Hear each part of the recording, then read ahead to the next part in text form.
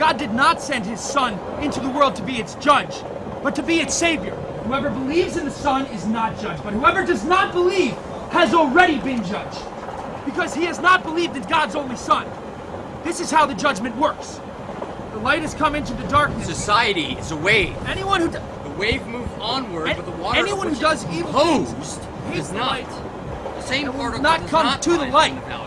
It's such a stupid judgment in my opinion. I mean, how do you know Persons who make up a nation today, next year die. In their experience, you are old, said the youth. One would hardly suppose that your eyes have studied that. Yet you balance an eel on the end of your nose. Property, including the reliance on government. I'm no good for you, Bella. Don't be ridiculous. Self-reliance. I want to sound angry, but it just Men have sounded broken like away from themselves. You're very It's Several taken minutes so long. was My world several is centuries, not not merely gazing at Like each other, nothing but ever. being Right here. rather than myself in them, or just I promise you, I did it when you say.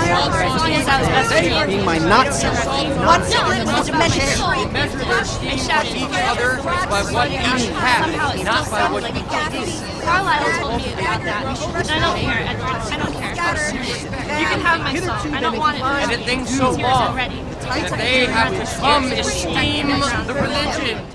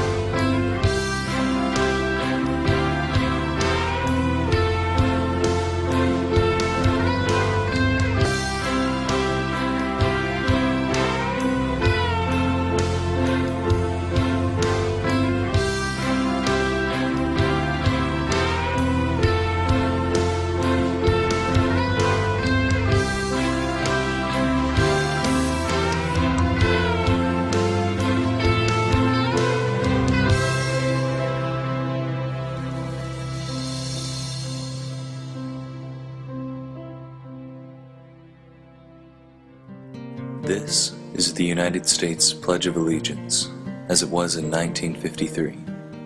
It included the sentiments of all peaceful, productive, and contributing Americans, and excluded no one. This is the reverse side of a United States dollar bill, as it was in 1953.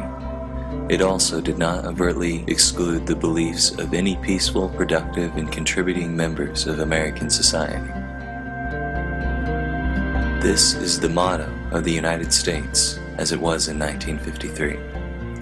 It promoted the unity of all Americans in reaching the common goals of life, liberty, and the pursuit of happiness.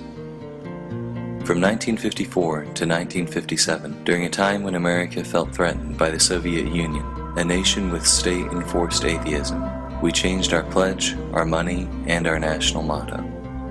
Our fear of being culturally overtaken by the Soviet Union was so strong that we were willing to incorporate explicit references to belief in God into our federal government as part of our national identity, despite the fact that many hard-working and sometimes deeply influential Americans were atheists.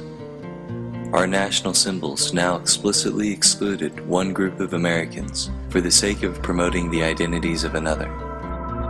Some have argued that, since atheists are a minority in America, incorporating references to God in our government is acceptable, because it still represents the identities of the majority of Americans. But imagine if instead of saying under God, our pledge said one straight nation, which would exclude homosexuals instead of atheists. This pledge also represents the identity of the majority of Americans, but would this be acceptable? The fact that it has been so difficult for us to see this disparity shows that the echoes of polarization that resulted from the Cold War still live on in the public consciousness. But they don't have to. There are so many values that we all agree on, whether we're atheists, Christians, Muslims, Buddhists, homosexuals, or any other type of American. To imply that any one of us is more patriotic than the others is an insult to all of us. The government that we all create together should promote the values that we all stand for.